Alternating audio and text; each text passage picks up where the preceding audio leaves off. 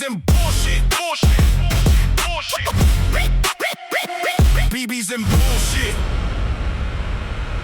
What's up, everybody? Quittskii here, and we are back with another episode of the BBs and Bullshit podcast. We're on episode 9. We made it all the way to 9. I can't believe it. For episode 9 here, I got a very special guest. If you're around the SoCal scene, or you've probably seen him travel to a field near you a few years ago, I got the one, the only Disciples Airsoft, Christian. How you doing today, Christian? Doing good. How about yourself? I'm doing pretty good. I saw you at Speed Sunday yesterday. Yeah. Fully recovered? Yeah. Well, I hyperextended my left knee after the ACL injury I had last year, so it's just kind of like tweaked it again. So I was just like, I don't know. I was like, I'm gonna stay back. But after a while, my teammates were kind of like pushing me. He's like, hey, dude, you could do it. So then I started diving. Oh, no. So I was like, okay, that's the motivation I needed. Oh, so, man. yeah, I'm getting better. You know, it's a little sore, but we're good. All right, so let's backtrack then. How did you hurt it the first time? So the first time when I hurt my ACL, I was playing basketball. And back in like year and a half, I used to be able to dunk and do all that stuff in basketball. So it's just like, it was really cool to do it. And like guys would be pushing me like, come on, dude, like, you know, dunk for us and this and that. So I was like, all right. So I did a couple of dunks, and then there was a play that this guy, he really got on my nerves, and that pride and ego set in. And I was like, oh man. So I went from full court, what's it called? Fast break. He was on the other end about to lay up. I don't know how I made it to the other side, but basically I jumped up, I went over him, I blocked it on the backboard. Swatted him. I swatted it, but the thing is, he didn't let me land. So when I landed on him, and then my left leg went to the knee went to the right, my foot went to the left, and a huge snap just happened. And then all of a sudden I was on the floor like screaming, because like I've never felt that pain before. So it was like a full ACL tear. Left one or right one? Left. Okay. Yeah, it was a full ACL tear. I will say, at least if it's left, you drive with your right foot, so at least it doesn't fully demobilize you, I guess, because you could. Yeah. Could you still drive? Even with that? I could still drive, but also I ride a motorcycle, so it kind of doesn't help too much with the weight distribution and all that stuff, and then just gear shifting and all that stuff, but it's still good. I'm doing better. Are you still riding a motorcycle? Yeah, I'm still riding a motorcycle. What kind of bike do you have? I have a Harley Davidson Street Bob, and I know people will probably say in the comments, Harley rider. Yeah, I know. It is what it is. So I see. I don't know enough about the bike or motorcycle world to even comment. So this is what it is with the whole motorcycle thing. So you have people that are on crotch rockets or sports bikes, and then that's what I always wanted. And then you have people with Harley Davidsons or cruisers, like, right? Yeah, cruisers. Yeah. So there's a thing between the two, where it's just like, if you're a sports bike guy, then you're fun, you're going fast and all that other stuff, and then you have the Harley riders that everybody claims them as being really douchey and just very like. So there's a couple times where there's people out there that are on cruisers that they don't allow nobody to pass them. Yeah, and I've been seeing videos about that online. Yeah, you gotta ask for them. You gotta ask if they're in a motorcycle gang. I think. Yeah, it's but not polite to just blow by them. Exactly, but sometimes they're not even a gang. They just want to have that power trip, and it's just like, come on, dude. I'm like, it's a freeway, for crying out loud. I've had to do it too, where I had to ask somebody to let me go, and then they let me go. I was like, why do I even have to do this in the first place? Dude, I heard, because I've seen video, because it's so funny. This has been popping up on my IG feed and my algorithm. I get all these kind of motorcycle. Instagram knows what I want and what I fear. Yeah. Because it knows I've always wanted a crotch rocket since I was a little kid. I remember like to the day, I went to a Blockbuster video with my dad and my brother that was down the street from my house, and there was like 3 guys with CBRs, and they were at Blockbuster. They come out, and then they said to like something to us like, just wait for a second, and they go down the street, and then they come back and they're just doing wheelies down Ventura Boulevard in the Valley. And I had to have been 8, 9, 10 years old or something like that. I'm like, oh, this is so cool. And since then, like, I always wanted a CBR bike. Yeah. But my dad, being a good father, would never let me. So even backtracking, my dad grew up riding motorcycles too. Yeah. He went to school in Arizona, so he had a motorcycle in college. But his thing is like, oh, there's no cars back then in Arizona. Yeah. It's like out here, the most dangerous. He's like, you could be the best motorcycle rider in the world, doesn't matter. It's the other people around you is who you didn't trust. Exactly. Yeah, that's how it goes sometimes. You got to ride like you're invisible. That's what my instructor always told me, and that's helped me a lot. Really? Even though I got into an accident one time, but that was just because of potholes in the 71. Oh, no. Yeah, that was... 71 freeway sucks. Yeah, so I had in Chino or it was over there by Pomona. I was going through so Pomona. more north. Yeah. I was on my way somewhere and just I ended up crashing on that highway because there was a lot of construction in that area. So I was like, oh no. How fast were you going? I was going about 50, 55, which was the speed limit for the construction zone. So I went pretty decent. There was this like SUV that wasn't allowing me to go. Ugh. And what I ended up doing was just trying to go through the middle. Like, we could lane split here in California. So I tried to go around, and that's when there was a pothole there. And then that's when my tire just basically went up after hitting it. And then that's when I lost control and I just slid off, and then I started rolling and everything. So it was funny because there was this one guy, I'm over here bleeding on my arm and everything like that. And like my hoodie's gone. And shredded. Yeah. So all that's going on. And some guy passes by in a freaking Civic. He's just like, hey, you can't park there. No, he hit you with that? Yeah. I was like, this guy is a freaking douche. I was like, I'm over here freaking burning my arm out. My back is hurting and my rotator cuff's all jacked up. Dude. And I was just like, this guy just passed by. Hey, you can't park there. And just takes off. What a dick. You're supposed to save that for like, I wouldn't say someone that's seriously injured, Yeah. Oh, yeah, what a dick. Yeah, even the paramedics that were there, they started laughing. Oh, my God. Dude, people these days, man. I know, it's wild. And then going back to what you were saying about Blockbuster, best thing ever. It was. I freaking love Blockbuster. Renting Nintendo 64 games from there, my gosh. Dude, I had it so good when I was younger. My family, we lived down the street, walking distance from a Blockbuster. So me and my brother would skate or walk over there or like walk the dog over there. Yeah. And dude, it was bad. The employees at Blockbuster would let me and my brother, unaccompanied by an adult, would let us rent whatever we wanted. Any mature video game, any rated R movie and stuff. Yep. My dad had one rule as a kid: you can't see Clockwork Orange, the Kubrick film. Okay. But I've seen it. I didn't think it was. I feel like I've seen way worse stuff than that. Yeah, my very first movie that I watched that was really bad was Jeepers Creepers. Oh, that was a scary one too. Yeah, that was just creepy. Yeah, it was. I was just like, that was the very first movie that I watched that as a kid. I was just like, I was able to rent it and all that stuff. Yeah. I was like, oh my gosh, I'm so excited I get to watch a rated R movie. And then I watch it, I'm just like, when that one person gets decapitated and the head's just moving and the person, I was like, I'm a little freaked out right now. Did it give you nightmares or anything like that? I did have nightmares. At one point in time, I did have a nightmare that he was coming after me at some point in time. I was just like, okay, I'm going through this cornfield. I was like, yeah, I'm not watching movies like that for a while. No, thank you. So the movie that did that to me was a movie called Event Horizon. Okay, I've heard of that movie. Heard of that movie. It's got R.I.P. Dr. Grant from Jurassic Park in it. I'm forgetting his name. I feel so bad. He passed away like last month or whatever. Yeah, I heard about that. It's got him, Lawrence Fishburne, and from Morpheus from Matrix, and then some other people. But it's a sci-fi movie too. Yeah, and I don't know why it scared me so much as a kid. I must have been way too young to see it. But there was way too much gore, flesh, people being like filleted and stuff. Like and my dad took me and my brother, and I rewatched it. Because that movie like gave me nightmares, scared the piss out of me. And then I rewatched it like semi-recently, like within the last 5 years. And I'm like, this movie's so stupid. Yeah. I'm like, how was I afraid of this as a kid? Like, none of this makes sense. It happens. I'm not on a spaceship near Neptune and Pluto and stuff like exactly. Like why would I even be scared of this? So for some reason I was actually laughing at Paranormal Activity. I don't know why. Because it's a good movie. It was a good movie, but I'm just like it was supposed to be kind of like scary kind of thing going on, but it's just like I was just more laughing the whole time. Like it was just hilarious. Like when the bedsheet just came off, I just started busting up laughing. I actually wrote a whole paper on that in college. Really? That movie, yeah. Okay. About how it's like I forgot what I wrote the paper on. I think I just needed something, and that was one of the more recent movies I watched. But just thinking about how like it's a new age horror style film where it's POV, kind of like Blair Witch, but it's like an advanced. Oh, Blair Witch was a good one. Yeah, it was a freaking good one. I mean, if you like shaky cameras and getting sick, it looked like a documentary. It looks so freaking real with everything. It's just like wow. Like, and then when you see the ear, like that was a trip to me. I was like, heck no. So yeah, that movie, I guess you could say, was groundbreaking at the time. Like the way they did it as like a POV, and then you had copycats like Cloverfield kind of did a similar thing. The first Cloverfield, the second one I don't think so, or the third one was really bad. Yeah.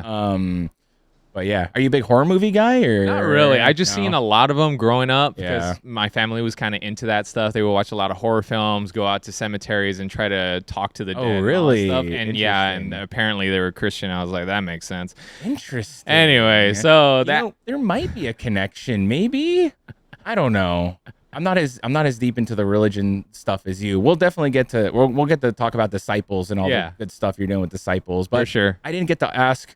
We already started with so much BS in the beginning. Yeah, about motorcycles. right off the bat. That's what happens on this podcast. Exactly. But since this is an airsoft podcast, so how did you originally get into airsoft? So it was back in 2000 and I think 15 or 16. One of my cousins, his name's Andrew. He was telling me like something that we could do as guys, to go out and have fun. He's like, we play a lot of Black Ops 2, which is an amazing game, by the way, and you could still play it on some servers. But anyways, I'm not a COD guy. Yeah, everybody has their game. Exactly. So I never hate on anyone if they played something different. So it's just like everybody has their game. Exactly. Yeah. Like people play Mortal Kombat, some people play the whole Street Fighter thing. It just depends what you like. Exactly. So he was telling me like what we could do, because we played a lot of Call of Duty together, and basically we looked into airsoft, and he was showing me some of the guns. I was like, cool. And then we were in Corpus Christi, Texas when we were talking about this. And I was like, okay, cool. Let's get some guns and whatnot, and let's go for it. So we were just playing in the woods, just backwoods, not in an official field. Yeah, not official field. Where'd you guys get the airsoft guns at? We got them from eBay. Oh wow, okay, that's actually probably it's better than Big Five or exactly. Like so my very first gun I ever got was a Cybergun FAMAS, which so that was my very first gun. His first gun was interesting first gun to go with a FAMAS. I know, right? And then his very first gun was the JG G36. The G36, yeah. So we got those, and we ended up playing with some friends in the woods, and then afterwards, because we traveled a lot. So wait, really quick, are you originally from Texas? I'm originally from Texas. I was actually born in Pomona. Okay. But I was raised in Texas most of my life. So like Austin, Dallas area. Okay. So nice. So we traveled a lot, and so we stopped in Tennessee. It's not Nashville Airsoft, but it was a different field where it was outdoor, and that was my first official field. And I loved it because they had so many barriers. They even had like a little helicopter on there. I was like, this is so freaking cool. I was like, I feel like I'm playing real life Call of Duty. And it's funny because like I hear it nowadays with kids that are starting out. I was like, I said the same thing. Yeah, I know. It's crazy. And I feel like that is probably one of the best ties to get people in the airsoft. It literally is like playing a video game. It's the IRL version of a video game. Exactly. So what were you doing out in Nashville? So before we were part of a church that we would just travel all around. And I was just like, okay, so cool. We're here. Let's go play airsoft. So we ended up finding a field there while we were in the area. So we went to go play. We were going to go play at Nashville Airsoft, but my cousins went without telling me. I'm like, y'all are douches. Oh, that sucks. Because it was an indoor field, and I'd never been in an indoor field. It was only outdoor. I was like, that would be so cool to play indoor. So they went, I didn't. So I was like, okay, that's fine. But I still had fun playing the outdoor field. It was really cool. I made a sling out of like some I don't know what it was. It was like some elastic thing that I just tied to the front and back, and then I just had that as a sling. Like a bandolier kind of deal for your magazines and stuff? Yeah, so I was just kind of like just MacGyvering everything. I mean, that's not a bad idea. And then I bought a whole BDU outfit from Goodwill. So it's just like, I was fully kitted out at some point in time. But yeah, it was fun playing outdoor for the first time. Now, this is a random, kind of, not random, but like, so with the like a church group, and then you're going out to play airsoft. Was there ever any kind of conflict between like the church or the religion and like in a game where you're shooting guns at people? Big time. Oh, really? Where people would be like, hey, I don't think you should be doing that because it's not right to, put violence into this and that. I'm just like, at the end of the day, in the Bible, it says to sell your cloak, to buy a sword, because you're basically defending yourself or you're protecting your family. So I'm like, if it's going to come to that point, I'm like, you kind of have to read the whole context. It's not just what bits and pieces you want to do from it. So it's like, regardless, there's violence in the world. It's just, in reality, you're just having fun by playing airsoft. There's nothing bad about it. Yeah, and there's still camaraderie with it. Exactly. It's good exercise. There's camaraderie. It's good team building. There's a lot of other things that if you hyper focus in on the gun shooting people part, then yes, but there's a lot else that comes with it. A lot of people just focus on the one negative instead of looking at the other positives. It's just like, come on, dude. And it's funny because that applies to so many things in our world, you know? Exactly. It's wild. Yeah, it really is. Okay, so Then okay, so you're playing in Nashville. You're on a church trip. Yeah. Did you do on that same trip or close by? Did you do any other airsoft activities or We actually went to Louisiana. Okay, We nice. went there for another church trip. It was kind of like a little tour thing that we were doing with the whole youth group and the family and all that stuff. So we were doing that. We went to Louisiana, and I went to this airsoft field called Cajun Airsoft. And they have, funny enough, they have a picture of an alligator with a Hawaiian shirt and an airsoft gun. Interesting logo. So I was like, cool, let's go play at Cajun Airsoft. So they had like a CQB field. It was outdoor, and then they had the regular field, which was just on the right-hand side of that. And they had a bus there. They had a helicopter. They had a whole bunch of stuff there. It was really cool. And the owners, it was a family, and like they had their 2 daughters and the husband and wife. They were running it. So I'm like, they're really cool. Like, they gave me wristbands and everything. They're like, oh, it's your first time playing with us? It was like, yeah, we're coming from Texas and whatnot. I was like, yeah. So they gave us like a little shirt and some other odds and ends, gave us some barrel covers because we didn't know we had to have them. So yeah, of course. Yeah, exactly. So they did all that. They're really cool. It's iffy field to field with the barrel covers. It is. Because Tac City, you need one. Project N1, you don't. Yeah. I think it's because at Tac City you get more of the newer players and more of the younger players, and then at Project N1 you get more of the regulars and more like veteran players. Yeah. Although weekends at N1 are pretty. There's a bunch I started going on Saturdays, and they were getting some new people that were renting and stuff like that. So, but yeah, I also thought it had to do possibly with like insurance.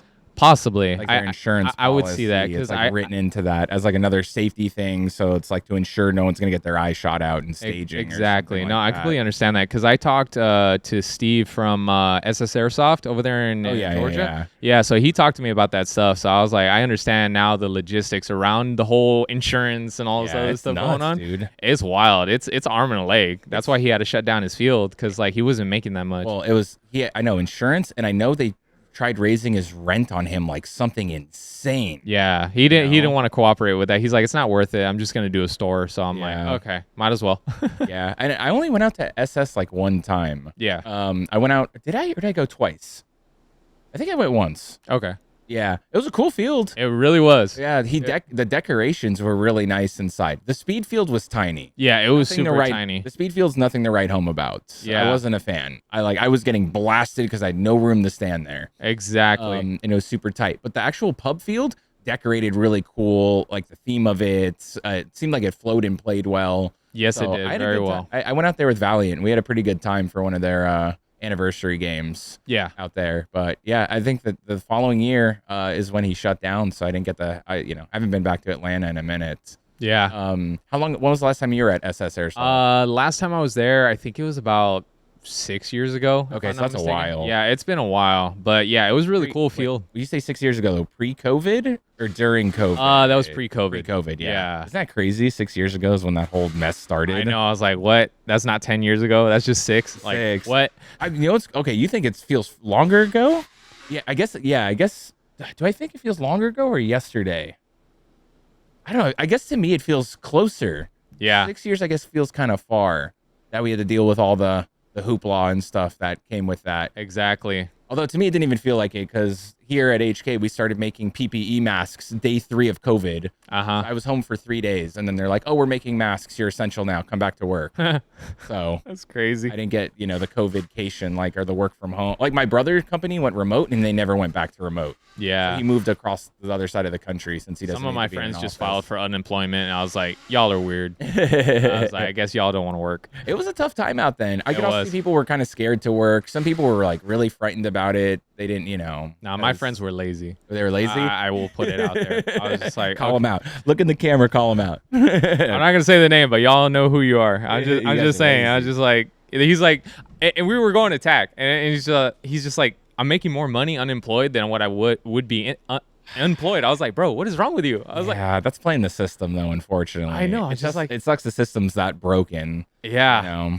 But it's just spamming it the whole time until somebody wins. Spamming unemployment. Yeah, just spamming it the whole time. Yeah, dude. That's a good trick. It's a good hack. All you lazy guys out there, just spam the unemployment line. There you go. They'll give it to you. Yeah. Okay, so you're playing. Okay, so you play in New Orleans. When do you start playing back in Texas? That would be at what's it called? Fun on the Run. Is that the field? Yes, that's the field. The refs were actually really rude over there. Really? They were yelling at kids, cussing at kids. I told the owner, I was like, "Hey, that's not a way to do things, you know? Yeah. Don't treat your customers Exactly. Like that. Yeah. It was a Fun on the Run paintball, and then they brought the airsoft side to it. Yeah. So yeah, we played there, and we didn't really like it. So then we went to Houston, and then we played at the outpost there from EVIC outpost. Yeah. So we played there at High Ground. It was freaking amazing. Yeah. We've never been there. We loved it because it's like it's indoor, right? Yeah, it's indoor in Dallas Fort Worth area. Yes. Yeah. Nice. Yeah, so what's their setup like there? Their setup is kind of like it's just straightforward. It's really just back and forth. But oh, really? Yeah, they have little rooms and clearing areas, and then they have a Jurassic Park SUV in the middle. Oh, that's like with the markings on it and everything. Oh, that's they have cool. the markings and everything. It's really dope. I was a big Jurassic Park kid growing up. I loved Jurassic Park. The first one was amazing. Yes, third one was a little iffy. Yes. Yeah, there you go. I thought even 2 was kind of iffy. It was. So like the time but all those 3 are still better than any of the newer. Yeah, the newer ones are a little bit weird. I take that back. I liked the first one of the newest series, Jurassic World. Yeah, Jurassic World was good. The first one, but then the ones after that have been so bad. The newest one's terrible. The last 2 have been god awful. Yeah, god awful. Granted, I'm glad they brought Jeff Goldblum back because I love Jeff Goldblum. Yeah. But the lab one, where they're in like their own little, they're in their own little like lab or whatever with the trams and the whatever. I don't want to ruin it for anyone out there. That was terrible. And then I'll go watch it. That newest one that just came out was awful too. Yeah. Granted, I watched it on Sadly. I watched it on a plane ride also. Not the best way to watch a movie for the first time, but you know, it is what it is. It is what it is. Yeah. Okay, so did you ever go to D14 out there? I did not. I was going about D14. I heard a lot of good things. They're really cool there, but most of the mill simmers, they get a little hot-headed sometimes because some of them are like they used to be in the military or they used to be in the army and whatnot, so they kind of have that little thing going on. But I'm just like, for the most part, we're all humans, so we should be able to cope with something and then move on forward, somehow, some way. Some people have a little bit more PTSD than others, you just kind of have to understand it. But for the most part, like they say, everybody's cool there. Even the techs there that help out once in a while, like they're really nice too, and they're really helpful. Something I was actually going to go back to on the whole high ground thing, the time that I was there was a guy that got full autoed by some kid because the guy didn't want to call it. The dude was like 38. The kid was like 15. Oh, man. So he full autoed the guy, dumped the mag, right? The guy took off the kid's mask and started punching him in the face. And like his whole eyebrow was just bleeding and like his whole face. Way. Yeah, I kid you not. Just the kid was bleeding like crazy. Like 5 cop cars pulled up, and we had to be. He got arrested, right? Yeah, he got arrested. So we had to be there an hour after their closing time for statements and everything like that. And it's funny because that was the one game that I didn't go in because I was just tired. Wow, yeah. But I see this kid bleeding from his face, and I was like, "What happened?" So the one of my buddies that was in the game was telling me what happened. So I was like, "Holy, oh God, what? That is insane." Talk about not keeping your cool.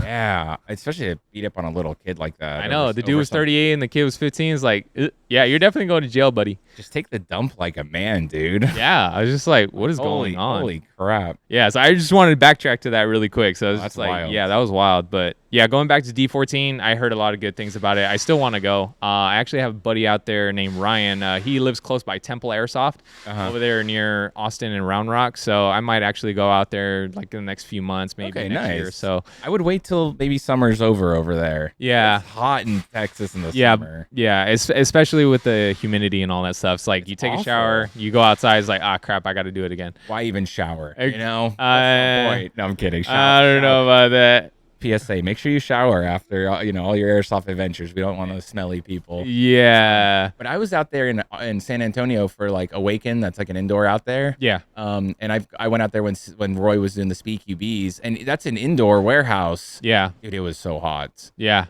They were doing those tournaments in the summer. And all the things are just metal on the outside, right? There's no insulation. None. And they had some big really big industrial sized fans. So in between when I'd be off the field for a break, I would just take off like my goggle and I would just go like this in front of the fan, open up my shirt like this, let the air go in. But exactly, dude, I don't know how I don't know how anyone lives in Texas. I don't know how anyone lives in New Orleans. I don't know how anyone lives in Florida, because I've been in those places. Florida is bad. I've been in those three. Like I did, I filmed a mere tactical milsim in New Orleans when they did it at the abandoned Six Flags out there. Yeah, that was so humid. My iPro was literally filling with water, like sweat, like it's water, like this. Oh my gosh. You know? And then yeah, I'm always in Florida for like either for work stuff. It's always just so hot and humid in there, even in the wintertime. So yeah, you know, no, we got it good here. I know we're in a heat wave right now, but at least it's dry. Although I will say it has been kind of humid here lately. It has. I'm like, what? Like California humid, and you probably noticed it quite a bit too, since you're outside with like your business and stuff like that. Yeah, I do a lot of outdoor stuff. So. Yeah. You want to talk about, because you pulled up in the work truck today? Yeah, I pulled up in a work truck because I came straight from work. I was cleaning a restaurant over there in Laguna Beach. So this guy's grinding. Christian is grinding, ladies and gentlemen. Yes, when sir. we set up this, he's like, "All right, I'm gonna move around a few things so I can work today and still do the podcast." Exactly. So, yep. I told him I like doing Mondays, because that's what works kind of best here and stuff like that. That's the benefits of having your own business. You get to move things around. It is, but I'm sure there's also some downsides to it too. We'll get into that. Yeah, but yeah, Christian's out here grinding. Already did one job this morning, came over here, and then do you have another one after this? Or? No, I'm actually just gonna you're go gonna chill home for the day. Yeah, I told the person, I was like, I'm gonna move your schedule for tomorrow. So, that's good. I do window cleaning, solar cleaning, pressure washing. Name of my business called Wiped Clean. I'm located in Ontario, so yeah, it's pretty legit. I've been doing it for about 3 years, so just been hustling, just going putting door hangers, all that stuff, and just trying to make sure I get out there. So yeah, now I have a couple helpers with me, so nice. it's all good. What's your radius that you work? Yeah, you'll go out to. Normally I put it like at 70 to 80 mile radius, just because. So what cities would that put you? That would put me at like Victorville. Okay, downtown north. Downtown LA, Hollywood area. Okay, so that would be for you northwest. Yeah, and then like past Lake Elsinore, that kind of stuff. Wow, going so, east. Yeah. So that's normally what the round I would cover, just because like I've been noticing other people have been getting my business just because all of my reviews, obviously, and then on top of that, they just say that, hey, you've been recommended by the Better Business Bureau, or you're recommended by this, and like, cool. I was like, yeah, that does definitely help. So yeah. And so are you one man? I know you said you have some help. Are you one man operationing this? Or? Yes. Oh, wow. When I do like solar cleaning and whatnot, I tend to do that. But when it comes down to windows, it's a little bit more tedious. So then I have my helpers come with me, and then we just get the job done. So how important is it to actually clean solar panels? It's not as important as people make it seem. Oh, really? Okay. Because I guess I heard as important as people make it seem. It is important, but not as important, just because of the fact is that most of the time, if they get a little bit dirty, they'll still work, but it's when they get completely covered in the dirt, that's when you need to clean it. Because like all that debris, all that stuff that gets on top, you want to make sure to clean it, just so that way it keeps in warranty, and then it keeps it up going. I didn't know like not having them dirty would knock it out of warranty. Yeah. Interesting. I guess because you're not maintaining your product or exactly. Whatever. So it's just like they want to make sure that you're cleaning them, you're getting them serviced and all that stuff. So that way, when they come back and check on everything, it's like, oh yeah, it's clean, it's up to date, all this other stuff. And like whenever I go up there, I make sure to inspect all the panels too, if there's any like little squirrels that have chewed the wires out or something. Yeah, huh? So That's squirrels, man. Yeah, they tend to do that sometimes. I'm just like, I look underneath and I'm like, oh god, I got to tell the homeowner. So now they got to call their guys out, their technicians, to fix it. So yeah. My parents ended up getting solar like years ago. They love it. Yeah, it does help, because like I did it for my house and I have 12 panels, so it's just like when it's completely covered, I pay about like $70 to $130, but when I clean them, then I get credits. So nice. Yeah, it does help. I'm not going to say to go out and get a whole solar system now, but I mean, if it works for you. I also think that your roof needs to be angled a proper way. Too, like catch the sun, or like exactly. Yeah, something like that. Exactly. Well, there's a lot of companies out there that tend to scam now, so you got to be careful who you're going with. But what I know for sure that's doing really good right now is Sunrun and Tesla. Those are the two companies that all of my customers swear by. So I'm like, all right, cool. I think my parents have Sunrun. Yeah. I remember, or they had someone, like, I just remember, my parents are very old. Yeah. Very untechnologically fit. So I had to like come over, because they switched, the solar company got bought out, and they had to switch to a new app, and I had to set that all up for my dad, because my dad's, I love you, Dad, but you're a dinosaur. So I remember I had to go over and set up their app and stuff like that, and I know they really like it. So maybe one day if I ever get to own a house, maybe I'll throw some solar on there, and I know who to call to get them cleaned and stuff. Yes, sir. There you go. I give you the friend discount. Yeah. So if there's anyone that's local that for their business or anything wants your services, where can they find you? They can find me on Google, also on Yelp, and also Instagram and the betterbusinessbureau.com thing. So yeah. What's the handle? That would be wipe clean, window cleaning, solar cleaning. So all right, there you go, people out there. So if you need anything, if you need your solar panels, your windows, exterior kind of cleaning, be sure to hit up Christian. He'll take good care of you. Yes, sir. So we talked about the work. Okay, so when did you move back from Texas to California? I moved probably, I think it was mid 2021. When I officially after COVID. Yeah, so I officially moved back over here because there were some situations that was going on in Texas and some family issues. I was just like, you know what? I'm going to go back to Cali, be with my mom's side of the family. And yeah, things have been going great. I got a job at Stater Brothers. That was horrendous. Oh, no. Yeah, Staters, they tend to be a toxic workplace. And you hear things like people doing it in the janitor's closet. Those things are true. It's like that kind of stuff? Yeah. Yeah, it gets pretty nasty at Staters. I'm like, yeah, I got to leave. So I did 2 years there, then left. Then that's when I made the business what I was just talking about a second ago. But yeah, I mean, ever since I came here, everything was good. Family was good. Just it seemed like everything was put into place once I came to California. So don't you love it when that happens? I know, right? It's like you're meant to be here, you know. Exactly. And the funny thing is, when I stopped in Arizona to get gas at a Love's truck stop, because I had a U-Haul coming over here, they were asking me, they're like, "Hey, you're moving to Texas?" I was like, "No, I'm moving to California." They're like, "You're an idiot." They're like, "What?" Yeah, like, "You're an idiot. You're going the wrong way." I was like, I left from Texas. Like, you want me to go back? Like, what the heck? Like, nah, I'm going to California. Yeah, they call that the mass exodus of California. Yeah. During COVID or like right after, like when COVID started, everyone started leaving, and people still are. Businesses are leaving. We lost In-N-Out to Tennessee. Yep. Like, even Paramount, the studio, is threatening to leave now, which is crazy because that's a lot of jobs. Exactly. There's a lot of people that work for that studio. Exactly. So, it's crazy. This state needs help, dude. It does. But if you look at it, everybody looks at us for help and looks us for ideas. Like, isn't it weird though? It is weird because like they say bad things about California, but yet that's where they're getting their ideas from. Like when I go to different airsoft fields, they always talk about Tac City. They always talk about SC Village. Nobody ever talks about any other fields because it's in California. Yeah, that's interesting. And those have also been staples too for a long time. Like SC Village has been around since like the late 80s or early 90s or something like that. Yeah. Tac City I know has been around for quite a while too. Yeah. And kind of like really help that indoor airsoft movement gain, I think, a lot of popularity and traction too. Exactly. Back in the day with like old school SYG and the LTD, like the old school guys that really put a staple in it for the speed community. So yeah. So I only remember you literally were playing with one team, and I think that was Mahjong. Right? I was only there for a couple games as a sub. Okay. Yeah, I was like Jungle Ball, or yeah, it was a Jungle Ball, or it wasn't SpeedQB Limited or anything like. One was SpeedQB Limited, and then the other one, and then the other one was Jungle Ball. It was just as a kind of like just kind of help out kind of thing. That was basically it because they knew me for a while, so I was like, cool, I'll help you guys out. That was back when you were rocking the Dallas Cowboys jersey quite a bit. Oh God. Oh, so it all makes sense now. You're from Texas. That's why. Because I was going to ask you, like, why is the Cowboys your team?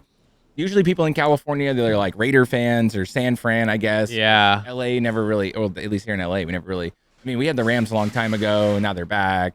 Yeah. Yeah, they went to St. Louis. So it all makes sense now. That's why you're a Cowboys fan. Yeah. Okay, and rock the jersey. I wondered. Yeah. I know I have a lot of friends that live out here in California that are also Cowboys fans. Yeah. Either their family grew up with it and it's just kind of a tradition thing. But like for me, it's just like it's Texas and family. So everybody mainly watched the Cowboys like back in the day with Troy Aikman and everything. The good days. Yeah. Back when football was football. And now it's just kind of like, what are you going to bet today? It's just like, who's going to get the most this? Who's going to, and like people don't really watch football to watch football anymore. Yeah.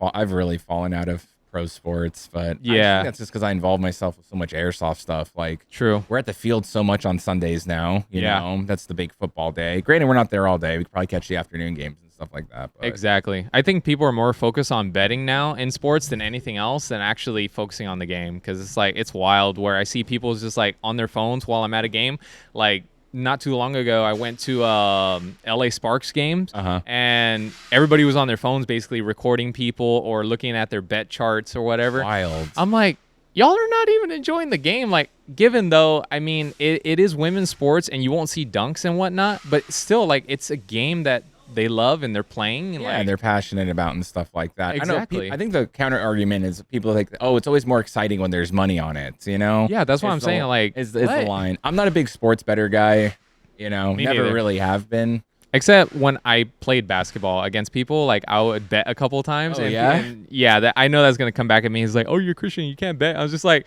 "It's a friendly wager. Like it's friends on friends. Like it is what it is. Like we were just having fun doing like either a 3-point contest or just playing 5-on-5 against each other, that kind of stuff. You know? It's not like you were out there hustling people. Exactly, trying to scam people. You all weren't being a those shark or anything. Exactly. Like that. Yeah, scamming. Exactly. I definitely would have been shot, not by a BB. Okay, so you moved back in 2021, and then did you just pick up with Airsoft right away at that time? You're just I did. Back at, because I was seeing you around, because I was around that time too for the most part. Yeah, I'm pretty sure I was seeing you at N1 quite a bit because I always remember the Dallas Cowboys jersey, and you had the flex goggle where you wove stuff all through it. Yeah. And I guess that was so it wouldn't go through and because I remember I showed up at Project N1 one time with that mask and with the rubber lower part, and Gabe in the front told me, he's like, hey, he's like, you can't run that because it's gonna go through, and you know. Yeah, there was this quick point where people with the rubber JT lowers, I think, were getting their teeth chipped at N1. Yeah. Maybe I might need to. Well, I mean, you can shoot point blank there. Yeah. So there's no surrender rule there. So it's like, no MED. Exactly. So it's better to be safe than sorry. So they're like, unless if you could, weave something in it or figure out something, we can't let you play. So I went to Dollar Tree and I got the weave and I just put it in there, the rope, just put it through there. Cool. Hey, it worked. So it blocked all the BBs. Your teeth still look good. You got them all there. So, all original. All original. Yeah, perfect. So what would you? So you came back and you're just playing for fun at that time and stuff I was like just playing that? for fun. So actually, really quick. I was in Sacramento, went to Texas. Then after that, I moved here because it was within a year period because my grandma passed away, and she was like my biggest fan. Like when it came down to the whole. Before I was Moto Softer, I used to do that stuff because we still got to go into the Moto Soft stuff. So really quick, I'm just gonna say really quick from that. So we were in Sacramento. My grandma passed away. I was taking her out of the rental house that we were at. It was an Airbnb. I was in the garage and I had her in my arms. I was trying to take her to the van because she was gonna get checked by the doctor because she didn't feel good. She ended up taking her last breath my arms as I was taking her to the van. So I was like that whole day just put a bunch of brain fog. So I ended up going to Airsoft Ministry. I went to that field over there, and that's when I met Taco Airsoft before they went to the paintball. I got to know all of them, Baby Goat, all of them. They're really cool guys. They're awesome guys. I absolutely love them. So if you guys are watching this, if you are, love you guys. I appreciate everything you did for me at that time because they were also helping me cope with everything that I was going through. That's nice. So shout out Tacos, dude. Yeah, Adam, everyone out there. Yeah, I miss those guys. Unfortunately, we don't have Sac County anymore. Yeah, I even heard CQB City got rid of all the Speedsoft setup too, I guess. Yeah. So I think NorCal's literally got like nothing now for at least competitive Speedsoft kind of stuff. Exactly. It's all down to pub fields and stuff like America Airsoft. Or like the Game Pod, I believe, is up there. Yeah. US Airsoft, which is up in Reading, really cool fields. Yep. Have you been to any of those fields? I have not. I've been wanting to go to Game Pod just because I remember when I got into Airsoft, I would always watch that video where the guy is like shooting really fast. Oh, and no full auto in the building. Yeah, no full auto in the building. I was like, I didn't know that was Game Pod. I was like, that's so cool. That's OC Airsoft that did that. Jeff. Or I don't know if that one was Jeff or Jeff's brother, but they used to be OC Airsoft. He doesn't. When I went to SS Airsoft, he was there also. Oh, okay. Yeah. That's I think that was when I first met him. But he's from out here. That kid lives out here. He lives in Orange County. Yeah. He does stuff with Google and he works for Google or something. He's crushing it. Yeah. If you're with Google, you kind of made it. I think he's playing I think, or someone that like a subsidiary of Google, but he plays. I think he's just playing golf now, like everybody else in my age group. Yeah, you know, the golf plague is taking over. It's either golf or pickleball. Yeah, I know, right? I haven't tried pickleball yet. That one hasn't got me yet. Pickleball has been taking over a lot of tennis courts, at least in my area. I was like, what the heck? They're painting the lines. Just so much easier. It is, and it's more like, dude, tennis is. I tried playing tennis as a kid. It is hard. You got to be really quick on your sprints back and forth. It's taxing. Yeah, I used to be good at tennis, and I used to get my serve up to like 98, almost 100. Like, and it would go over the net. Yeah, it would go over the net. I used to be decent, but yeah, after that ACL injury, I was like, I can't do it. Yeah, that's a tough one for knee injury too. Yeah, it's a lot of on your toes, bouncing, quick movements. It's a lot of lateral. Laterals back and forth. That's got to be nightmare on the knees. It is, and it scares me. I'm like, no, I'm not doing it. Forget that. So let's get into the Moto Soft stuff really quick, because this is something I like never really knew about you until someone else told me about it, and I really wish I could remember who it was. I don't remember if it was Jeff or what do you call it, JJ over at Battalion, or Terry up at Oregon Airsoft Arena. It was probably Terry. Maybe it was. Because I met him, and he was the one that gave me all the Oregon Airsoft merch and bracelets and all that stuff. He was a super cool guy. He's the best. I love Terry, dude. He's super cool. Shout out. If you're in the Pacific Northwest, be sure to check out Oregon Airsoft Arena. It's a super cool field, good staff, good people. They do comedy shows there. They have a second warehouse in the back where they do like, I think they had like the gel ball stuff for like kids. And they were doing, last time I went for their thing, they did a comedy show there and stuff. Like, yeah, he's super cool guy. Time. Terry, very funny guy. Love him. Yeah, great dude. So shout out Oregon Airsoft and his son Wyatt too. The whole gang up in Oregon, dude. I didn't go this year, I think, for their event. I got to try to make it back up there. Yeah. So what was but he told me like, he was like, yeah, this one dude is like, do you know this one guy from your area? He like came up there, he rode all the fields on a motorcycle. Yeah. And I'm just like, no. And then like I looked it up and I saw it was you. I'm like, wait, I know him. Yeah. So what was the whole Moto Soft idea? Because I tried to do a little research on it this morning and I got kind of stumped. Yeah. I'll have to go back and look again now that you told me some stuff when we were doing the pre-interview earlier. So what was Moto Soft and the idea behind it? So the idea behind it was just because like I was riding a motorcycle, I love to play airsoft, and those were my two things that I love to do. And then when I was traveling, I kind of like used that to go to the fields. So I was like, I'm going to put them together, and I put Moto Softer. So that's how kind of I came up with it. And okay, so it's Moto Softer. Yeah. Okay. Yeah. Okay. So I put that together, and I was just started traveling and started playing airsoft at different fields, and it was pretty cool. I actually met my first subscriber over there in Cincinnati. Like the first person that ever subbed to your channel? Yeah. I was so there at a Dairy Queen, and some guy was just like, hey, are you Christian? You got recognized in public. I got recognized. Airsoft stuff. And I only had like 92 subscribers. I was like, what the heck? Dude. So I got recognized, and he was at a Dairy Queen. He's like, yeah, I watch all your moto vlogs and whatnot. He's just like, you're a super cool dude. And he's just like, I want to tell you to keep doing what you're doing. And I was like, what the heck? Dude, isn't it a crazy feeling? Like to not I think it's crazier when you're just in public at a non-airsofter, when you're not at something that you're like the field that you're related to and you get recognized. Yeah. I think it's the craziest thing. Yeah. So the last two concerts I've been to, I got recognized randomly. Yeah. It's just so weird. It is. It really is weird. So I was just like, oh, that's so cool. So I took a picture with him and everything, and I got to look for that picture. But yeah, please, if you have that, send me it. Please. Yeah, I'll send it to you. So it was wild because like, I couldn't believe it. I'm just over here eating a burger, and then all of a sudden he's like, "You're a Christian, right?" Because he was actually taking my mom and I's order, and my grandma that was there. So he worked there. Yeah, he worked there. That's wild. Yeah, he worked there, and he was just like, "What the heck?" He's like, "You're Christian Moto Softer, right?" I was like, "Yeah." He's like, and this is in front of your parents and stuff like that too. Yeah, you got recognized. Yeah, it's in front of my mom and grandma. So Did that mean anything to them, or my mom was just kind of like ecstatic. She's like, "Oh my gosh, somebody recognizes my son! Like that's wild."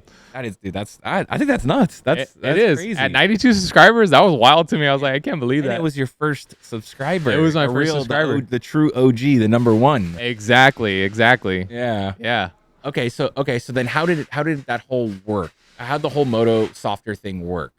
Like, did you have like a route, a destination, a tour? Like, what was your game plan for it? It was just mainly kind of like how, so when we do the youth group stuff, like when we travel, so then I would go to the next place and I would just kind of travel from there. So I would just kind of like use that as like, so I could take my bike on the trailer. Yeah. And then I would go out on those routes. Okay. So I'll kind of already look for another airsoft field in the next area we're going to, and then if it's like 2 hours away or an hour away, I'll still go out.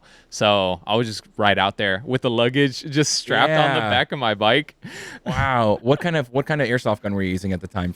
At the time, I was using a EMG F1 with a Polar Star jack in it. Okay. And then I was using a TM High Kappa with a Nighthawk slide on it. It was silver, but it was polished. And then a bunch of airsoft masterpiece parts in it. Yeah, because if you just had the pistol, not too hard. You could throw that in a backpack. Exactly. But how big was the rifle?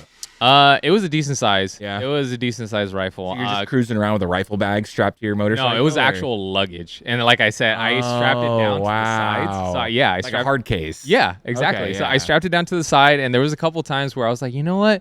I have a tennis bag. Let me use that because it's a 12 racket tennis bag. Yeah. So I would put all my stuff in there, like my mask and camera, everything like that. I would just go. That's smart. That's really smart. Yeah. You never had any problems riding around with an airsoft gun strapped? Never pulled over, nothing like that? No, I've never had any trouble with it just because most of the time it was just locked up, concealed, whatever the case may be. You were very smart about it. Exactly. I was not trying to be stupid, like have the barrel stick out while I'm riding the motorcycle. Yeah, I'm just gonna put a sling on my replica, throw it on my back. Exactly.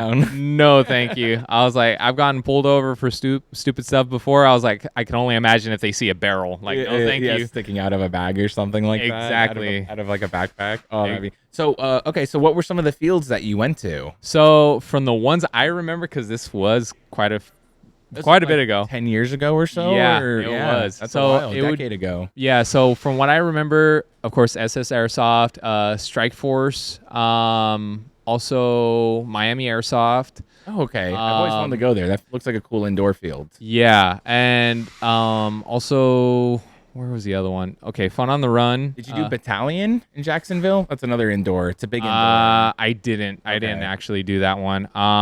There was a place called Tacoma Airsoft Arena. Yeah, TAC. Yeah, Jason, that field's no longer there. They just recently closed. Yeah, because he wanted to be the whole influencer thing, so he's doing that now. So yeah. Oh, Jason? Yeah. He was like, well, he's always been an act. He's always been. He was writing books. And he's a writer. Yeah. So he's doing a lot of things on Instagram now. I think he has like over 250,000 followers now. Oh, good for him. Yeah. So he's doing like the whole like putting his book out there, you know, doing the whole influencer thing. So I was like, cool, because he messaged me a couple of times, and because I was gonna actually be sponsored by him to travel, but at the time I was just kind of like in between, like being with family and whatnot. So I was like, there was a lot of things going on. So yeah, but other than that, he's doing good. I'm happy for him. And then I've been to also Oregon Airsoft Arena, which was amazing. Terry's Field. Yeah, and then when I was in Fresno, I went to this place called Slaughterhouse Airsoft. I don't know if it's that name anymore. I think it's just Fresno Airsoft. But the guy actually like owns a slaughterhouse literally for the cows, and like we would go there, and it's just a big outdoor field. The guy would wear a suit with the Trump face or whatever, and he would just be hunting. He would be hunting people with that TM like shotgun, the AEG one. Yeah, like he would just be like juggernog and just shooting people, and that's funny. He was hilarious. He's like, I got the best prices out here, and blah blah blah. And like he would sell you a Springer for like $1. Oh wow. Yeah, a little Springer pistol. He's like, here you go, $1. And this he was like really like bartering with people too. Like he was really cool with that. Oh, that's cool. I like that idea. That's a cool atmosphere. Yeah, he was really cool. Like he made the field look amazing because like he got a lot of the junk cars and helicopters and all that stuff. It's a big field. Yeah. It's all outdoor, and then he made like an indoor area where you could play in the slaughterhouse. So I'm like, this is wild. That is wild. Yeah, it is wild. Because the only field I knew about that like a similar was US Airsoft in Redding, California. They have an on-site warehouse that on some of the bigger games, they open up the whole warehouse. It's almost like a maze in there and stuff with all rooms and stuff. And then you would play outdoor and then transition inside and then back out, in, out. And it was a really cool concept. And then they do they told me they do this zombie game there where like there'd be, you know, like a zombie containment game. Yeah. Where some people, like few people start as zombies. And if they touch you, you know, you turn into a zombie. Exactly. And you're trapped in the warehouse for so many minutes. And then, at a certain time, a siren goes off and the doors go up, and then that's when you can escape and play. And then you have to survive so long on the outdoors, and then if you survive all that, then you win and get a special patch. And so I like seeing fields do cool, creative Same ideas like that. That actually happened, like a zombie game in El Paso, Texas. It was called American Eagle Paintball. They had different events for like airsoft groups because there was a whole like a Facebook group on there with like more than 200 people like wanting to play airsoft. Yeah, we're just self-organizing games and stuff like exactly. that. So they came up with this whole zombie apocalypse thing going on, and it's just like basically everybody is getting affected by, you know, let's say you have just a sword or you have your hands or whatever, you just tap somebody and then they have to go put their gun in the staging area and then they come back out. Yeah. So there's this one tall dude, I will never forget. He was on the very top of the hill, and he has a lightsaber, and he's just slicing people perfectly every single way. And like people, like they just thought it would make it epic, so people started piling on each other as he's like slicing people.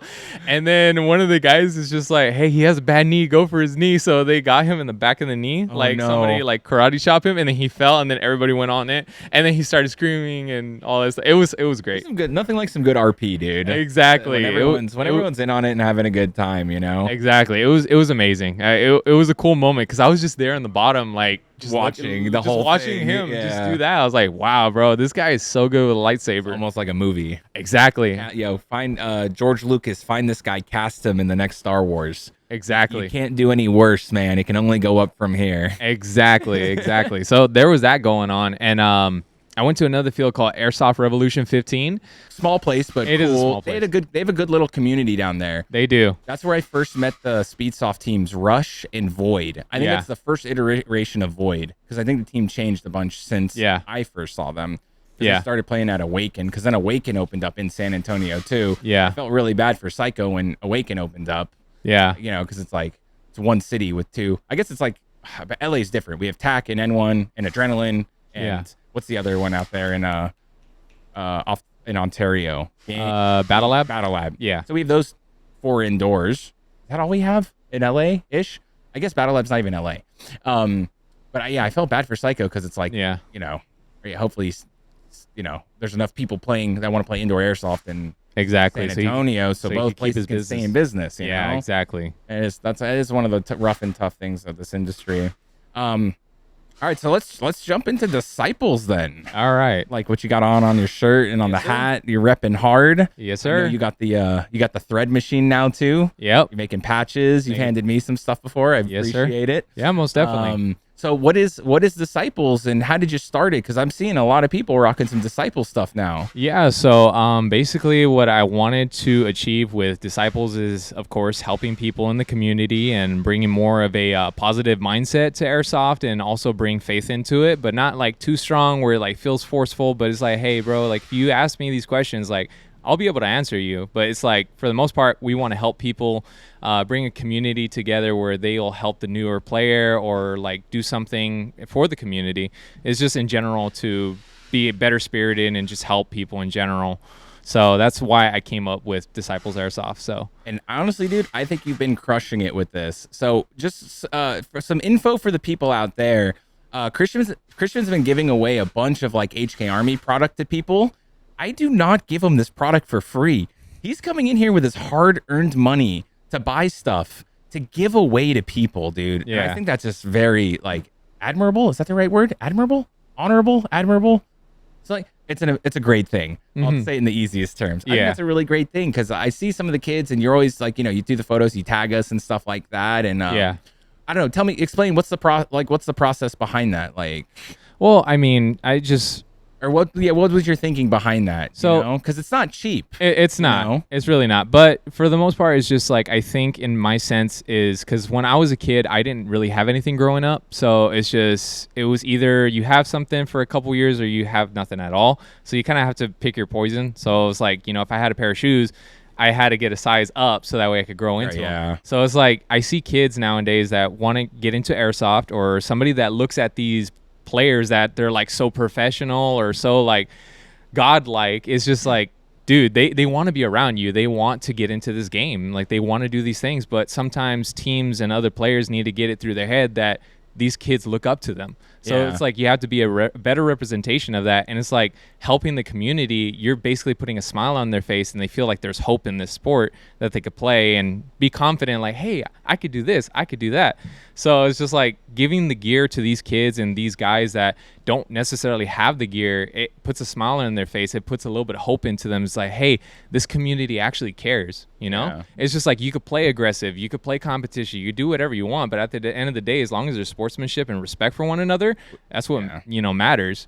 Which is the main thing is maintaining that sportsmanship and, Exactly. Like, especially off the field and stuff like that. Like I've been walked off a lot of times. I've been overshot. I've been dunked on, the whole shebang, I've gone through everything, but I've even been made fun of as well as the religion part. But it's like, for me, is like, it is what it is. Like, I don't take it personal, but it's different when you start bringing other people into it and not allowing kids to freely play the way they want to play. Because it's just like, hey, dude, like, everybody has to get involved. Like, if we want the sport to grow, if we want this and that, we got to do this, Yeah, and I think it is starting to grow again. It kind of goes in like waves. The industry goes in waves, It does. It really does. So I think we were just in the trough of a wave. There's the crest is the height, the trough is the low part. Yeah. I think we were kind of wading through a trough for a little bit. I think we're actually, at least competition Speedsoft wise, at least, in indoor. From what I've seen in Southern California, because like now it seems like, especially like yesterday at Speed Sunday, it was packed. Yeah, there was a lot of people there. There was a line. I literally sat by my car for a while because I didn't want to wait in line to get in. Exactly. I let the line kind of die down before I went in and stuff like that. So it seems like it's making a change in the right direction. Exactly. Now I know Tax City, they've done some changes recently with Speed Sunday. I'm personally not the biggest fan of. With that said, I still think it's probably good. I'm gonna get flack from my teams for this. It's probably good for the new player and the people that are not used to like Speedsoft competition and stuff like that. Exactly. The way they're running it right now is probably a good way to get your feet wet, get in the door. Now, exactly. The layout is not representative like a traditional Speedsoft layout. There's a big tower in the middle now. There's some other big bunkers. The fields aren't mirrored, but they're bringing out. It's an introduction, It's an introduction. You're getting used to like a 5-on-5 setting where one team starts on one side, one team starts on the other, and you're going basically straight at each other within the confines of the field. Yeah. I mean, it's basically 5v5 force on force. Yeah. I wouldn't really call it Speedsoft at this point. Yeah. But I think what it's doing, it's introducing kids in an easy way, or people that are new to it. And I definitely noticed there was quite a few kids that day. Yeah, it was crazy. I was like, what? I was like, there's a lot of kids out here. I was like, this is really cool. I'm like, they're actually getting into this and they want to play. So dude, there's some kids I saw out there that like had like style for miles too. Yeah. There was one kid, I don't know who you are, dude. I was just editing the footage earlier too. He was in like a black hostel jersey, black hostel pants. He had a push goggle on. He was shooting a Article 1. I'm like, man, this kid's got good style. Like, I've never seen this kid before. Yeah. I'm like, he looks the part. He does. He really does. Do you remember who I'm talking about? Yeah, I know exactly who you're talking about. There's that kid. So I love seeing like new kids like that come out. There was another kid who had like an i5 on and was shooting like a Red Vinci gun. Yeah. Like I don't know if I recognized him, or at least he looked different that day. But dude, it's honestly, it's crazy. Yeah, that was the same kid that domed me in the face in both rounds. I was like, really? Dude, I can't believe you got me out that quick. And then he was just like, he was like, oh yay, oh yay, really humble. So I love seeing that kind of stuff, because that's the future out there, Exactly. So, TAC, I'm not the biggest fan of the new Speed Sunday, but it looks like it's working. So who am I to say anything? I mean, everybody has their opinion, but they're obligated to it because, I mean, we live in a free country, so we do. That is the beauty of living. That's why I do not block anybody's comments on my stuff, because they can say whatever they want. They're entitled to it. So that's a good mindset. Exactly. Okay, so I sidetracked there with Speed Sundays. No, you're good. So back with Disciples. So you're coming. So whenever you hit. So what? Okay. So how does it? What goes through your head? Like when you hit? Because you'll hit me up. You'll ask me for some stuff. Yeah. So what's the whole process in your head like? So I mainly look at my paycheck, whenever I'm doing my business and everything like that. And I look at, okay, what can I spend for this to give away, right? So then I get in contact with you, get the stuff. And then when I go to an airsoft field for just pubs, and then I look around for kids that don't have anything, or if they're renting, or if there's a guy that has one of those Amazon stupid goggles, the ones that are like unsafe ones. Yeah, the ones that are like $11. I'm just like, yeah, I'm gonna give him a mask, or I'm gonna give that kid a belt or something like that. And that's when I just go through with it, give them the thing, and I say, hey, really quick, would you be okay if take a picture of you so that we could post it on HK Army and Hostel? And they're like, yeah, that would be great. And then some of the parents come up to me and shake my hand. They're like, thank you so much. You were so nice and whatnot. And I was just like, yeah, well, we just want to help the community grow, and we just want to ensure that these kids have a hope that they have a spot in this sport too. You know, it's not just the big guy's going to be pushing them around and whatnot. It's just like, nah, you're not that good. We'll just push you to the side. Like, come on, dude. I'm like, how are they supposed to get good if they don't get their feet wet? I was like, look at Baby Bacon, for crying out loud. She's like one of the best airsofters now. Like, her aim is crazy. Insane. Yeah. I'm just like, wow. I'm like, but then she has a good mentor. Like, he's really good at playing. So I give her that. Yeah, she does have a leg up in that point. Like, she does. Yeah. It's like a, airsoft family almost. And some of the one balls she gets, like, everybody's like, oh. Yeah, they're crazy. Yeah, because, I mean, she has that discipline, and she has the skill, to peek the corner very well, and she does it very quick. Like, there's times I played against her, I just can't get the angle because she has her pistol, and she's just there. Yeah. It's tough, man. It's tough. It is. Especially against some of the the smaller people out there, too. Exactly. Especially you being a tall guy. You got to be more selective what cover you can kind of play. Exactly. Sometimes. And some people, when they see me diving in the snake or dive like into 50 and I'm just crawling, they're like, how the hell did you get in there? Hey, we love seeing a big guy in the snake. Exactly. One of our favorites. Hey, shout out to CJ, one of the paintball players that played yesterday in my Disciples jersey. He dove into the 50, and he's a husky guy. I don't know if you've seen him. He has the maybe the EVA or EVS goggle. EVS, yes, sorry. I think I know who you're talking about. Yeah. Him, like, that dude's athletic. He's rather new to speed, or no, he came out to the Raza Day, I think. Mm-hmm. Was that the same guy? Yeah. He came out to CPT's Raza Day, and then he started coming out to Speed Sunday. Yeah. Yeah. That's what you need. And I think I've seen him a couple times at Speed Sunday now. Yeah. Yeah, because he plays paintball with his dad and his sister, nice. So they do a thing together. But yeah, they're really cool people. So they're the ones who have Disciples on the side, but they have like multiple colors all over their jersey. So yes, yeah.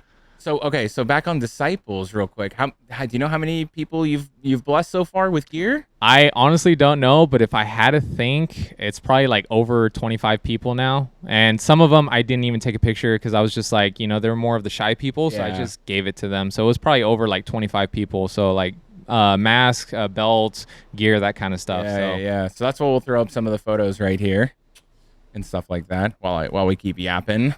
Okay, so what's next for the Disciples then? What do you see yourself doing with your brand? So with my brand, I just want to increase it more where it's just like there's other people in Disciple gear, because there's a lot of people in different countries contacting me. We have people from Brazil, Germany, the Netherlands, people from Spain, the UK, even people in Hawaii, like just different places that they've contacted me. It's like, dude, you need to make a website. We want to rep Disciples. So like, I just want to make it big enough where it's just like we have a whole crowd of people that helps one another, that helps the kid, helps the newer player out, like give them something or help them with their gun. Just make a better community. That's my main thing. Like, I want just, even if they don't wear Disciples, like I just want them to take part in that. It's just like, take the initiative, help people out, be a positive influence. That's it. Yeah, because the healthier the community is only going to mean it's going to grow more, and exactly. What kills it is toxicity. It is. People get tired of it. They're over it. They don't want to deal with it anymore. Yeah, I've experienced so many things where it could be like that for me, and I see other players where they quit and they sell their airsoft gear or paintball gear. It's just, it goes both ways on paintball and airsoft. So if that happens, it just takes that one day to set that person off. And that's it. Like, they're done. So it's like, for me, I want to hold it as much as I can, because like I was saying in previous, like airsoft has been a big impact in my life. Also basketball. So it's like, it was there when I didn't have my dad growing up, and my mom, she was doing some other stuff for the church and whatnot, and my grandma raised me. So it's like airsoft was there, basketball was there, so I want to take care of it as much as I can. That's why it impacts me a lot. Yeah, so, I know. I see it, and it shows. And like, you've been doing some really great things, I think, for the community. So like, my hat's off to you. Thank you. I appreciate it. All right. Actually, let's talk a little crisp shots. Yeah. Because you do some media too. Yeah, I do photography. I was doing it for Murder for a while. I was doing it for Murder Inc., doing it for Beef. Shout out to Beef. You're the best, bro. We love Beaver. Yeah, he's a great guy. So I was taking photos for Murder Inc. for a while, and they ended up, having their own media outlet through Hostel and whatnot. So sorry, I took your job. Oh no, you're fine. No, you're fine. I was just like, however they win, bro. As long as they're winning, that's all that matters to me. So now that they got that, now I just kind of took a step back and taking pictures like CPT, Marshmallow, but you that still kind of come stuff. out on you're still shooting on all the fun nights. Like you'll shoot on Murder Night. Yeah. You were at a random N1 pub night that I was at, and you took some great photos of me. So thank you. Exactly. Hey, it's hard to get photos of the photographer, so dude, it's like, we get no love. Exactly. So you got to show love with your fellow photographers. So I kind of take that back a little bit. My photographer here, Jeremy, he took some cool photos of me. Yeah. Last Murder Night when I had my camera in my hand, but usually when I have a gun in my hand, there's no one there to take photos because I don't play tournaments, and I'm usually just at a random pub day. Exactly. At Project N1. So they came out sick, so I really appreciate it. Yeah, for sure, dude. Anytime. So just gonna keep doing that casually for now. I was looking at it for a business standpoint, but then I started looking at finances and how it was gonna go in the future. I was just like, tough, dude. Yeah, so I was like, what kind of route do I want to go? Go the photography route, or do I want to get a business going and whatnot? So I kind of just went my way and just made that more of a casual thing where I'll do in the side, just take photos of people, help people out, that kind of jazz. Like CPT, I help them a lot, whenever I can to take pictures because they're cool guys. Yeah, Everybody talks good about CPT. There's not one person that I know of personally that has talked bad about him. So, except Evan. I love Evan. It's just like sometimes he's a little funny the way he acts on the field. I'm just like, how are you casually doing a 1v3, yes. bro? I noticed that last Sunday. It's crazy. He sits there, just chills. He's a chill guy. Around. He's just a chill guy. I'm like, dude, I'm posted up waiting for him to snap this guy out. I'm like, Evan, just shoot him already so I could switch my camera angle. He's just looking around, He's just a casual player, but he's good. I'm like, how did you not get hit? And there was one time he was just like, I did, but it's just, I didn't call it. It was just because it was a friend of his on the other side, but it's just they were trying to mess with each other. But all good there. But yeah, CPT, I got nothing but good to say about them. They're the best. I love all those guys. Yeah, really cool people. Try to help out the community too. So yeah, I'm all for that. But yeah, would you look at that, folks? Yeah, you're good. You still sound fine. All right, cool. And then I guess last thing we'll go over, you've been rocking the new RMX goggle a lot. Yes. You have a really cool looking RMX. Yes. How'd you get yours to look like that? So basically what I did is that I got the clear lower and I basically dyed it in pink. So I dyed it myself. I did it all. Yeah, so it was a whole process. It was a headache, but eventually I got it good, and then just threw it on, and it looks like that now. So it's the pink with the black. Get those two colorways going. Yeah. This is where I put the clips above it. I got some cool clips of it yesterday at Speed Sunday. Yeah. So it pops, dude. It does. I like your gray look too, though. Yeah, I try to match things, and it's funny. Josh 5150, shout out to you, bro.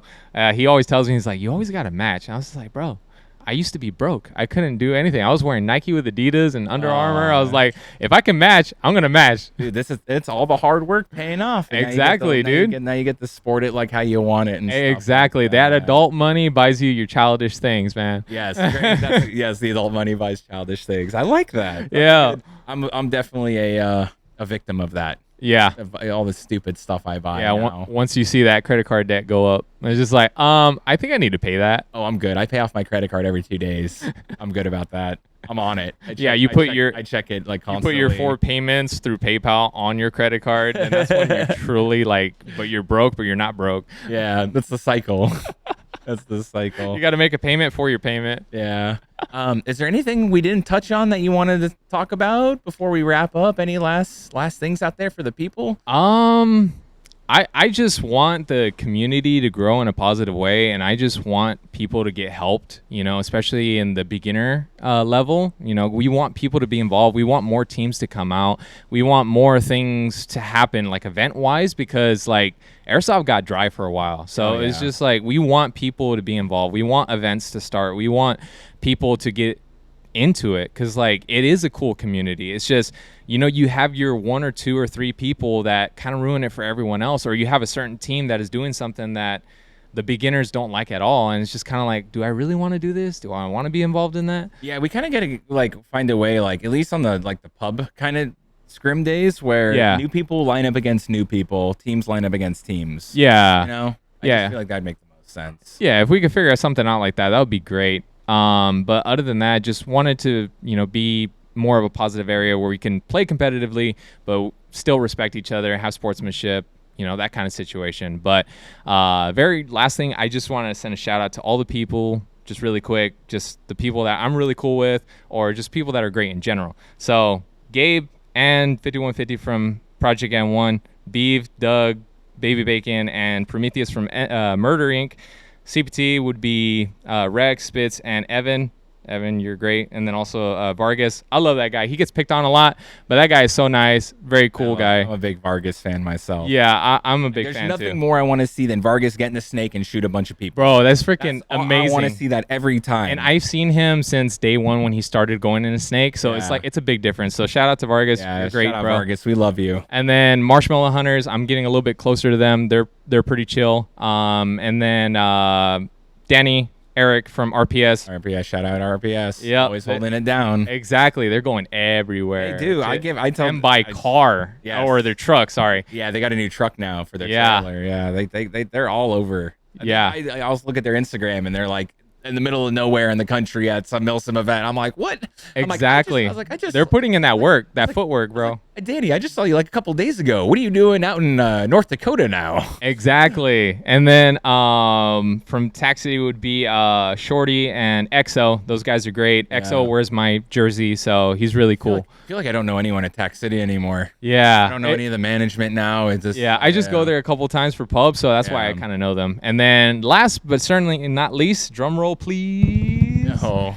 Quittskii from Hostile Airsoft, really great guy, bro. He's always out there getting the footage, sweating up a storm. He's I can't help it. I'm a sweaty guy. No, but he's out there in the heat, man. He will risk it all to get the footage, man. It is wild how dedicated he is, and I just want people to recognize his work. And like, if you guys think that he's great at what he does and you love Quittskii, put a thumbs up. Please do, because he's freaking great. Thank you, dude. I appreciate it. Well, dude, the crazy thing is I tell a lot of people that they need to be more like Christian. I've said that to multiple people. You need to be more like Christian out there. He's doing great for the community. I love all this stuff that I said to you, like, I can't believe you're giving all this stuff away for free from your hard-earned money, because you don't have an easy job, dude. You're out there in the sun, especially this summer. It's been so freaking hot. Dude, there was one time I almost had a heat stroke. Oh, dude, careful, yeah. I was doing 6 houses in a day. Oh, I was doing solar panels, just purely cleaning solar panels. Have you had heat stroke before? Yes, I have. It's not fun. I knocked out, and the homeowner came to the back of the porch. They were just no. Oh my gosh. So the homeowner gave me the water and Gatorade and everything like that, and it was not fun. Yeah, it's tough. But yeah, like I was saying, dude, it's like not like you're, you work hard for your money, and you're taking your hard-earned money and you're blessing people out there. Exactly, because I care about people, dude. Like, no matter what your background is, what it is that you do, like, everybody deserves a chance at something. So it's a good mentality, dude. Yeah, it's a really good. We need more people with that mentality out there. Well, Christian, I want to thank you for taking your time out of your busy work week to come on the podcast and talk airsoft with me and all the other BS we got to talk. Yes, sir. I know I'll see you at the field all the time. And as for everyone out there, thank you for tuning in to the BBs and BS I'm going to start that again. Thank you for tuning in to the BBs and BS podcast. We are here every Thursday starting at 11 a.m. Pacific Standard Time. We will see you next week. Thank you, everybody. BBs and bullshit. BBs and bullshit.